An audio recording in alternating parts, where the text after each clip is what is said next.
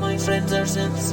Today I finally get to officially release my brand new album called Pick and Dry. This is a collection of 12 tracks of tripped out electronica, which is available from Bandcamp right now on digital CD, which I have here. A lovely spiral there that you can see, as well as a 12-inch vinyl with lovely artwork.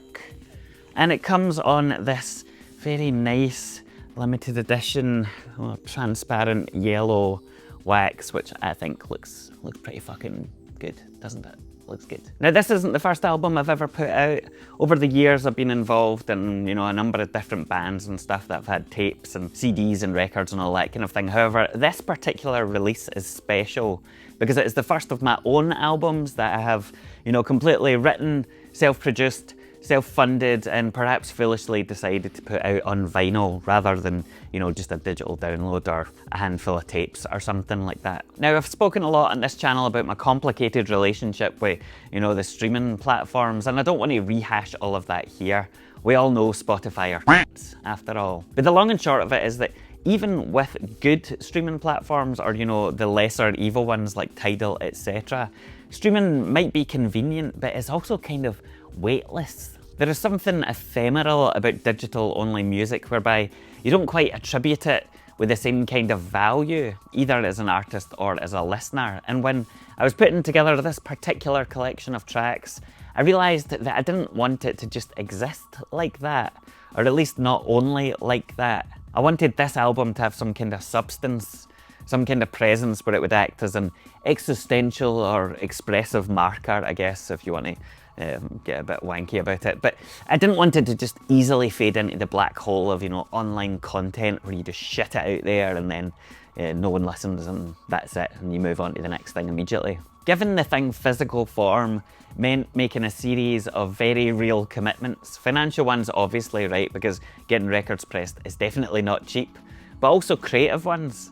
The fact that it was going to exist and take up space in the real world meant that I was much more deliberate and intentional about creative choices such as the artwork, details like having, you know, my pal handwrite the track list and scan it in and, you know, go through it in Illustrator and all that rather than using some generic font. Basically spending much longer than I normally would on all of that kind of stuff, including things like mixing and mastering, even if, or I guess especially if, it's ultimately me that's doing everything. There's a lot more of me invested in this, is what I'm trying to say. And that's a good thing. The album and the release and everything else takes on much more weight naturally because of all of this, which is exactly what I wanted. The other thing that I like about releasing this album in physical form is that it conceptually, fundamentally recenters or focuses the music itself around and on something tangible.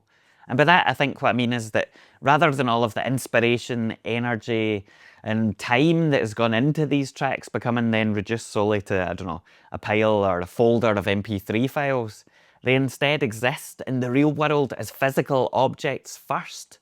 You know, objects that take on meaning, that take up space, that I can share with people and which become part of their lives in some way or another, even if it's just to gather dust on a shelf or a cupboard somewhere. They exist, and that's very different indeed from just a download link alone. So whilst the album is available digitally, the physical finite versions are really the heart of this release. And if you've spent any amount of time watching this channel, then I guess that focus or preoccupation on the tangible shouldn't really come as a huge surprise. I will be on tour around the UK in the coming weeks. I've already started playing a few shows around the place. So please keep an eye on Instagram, and if you live nearby any of the venues, come and say hello, and ideally grab one of these in person because that's the best way. But if not, Bandcamp is there as well.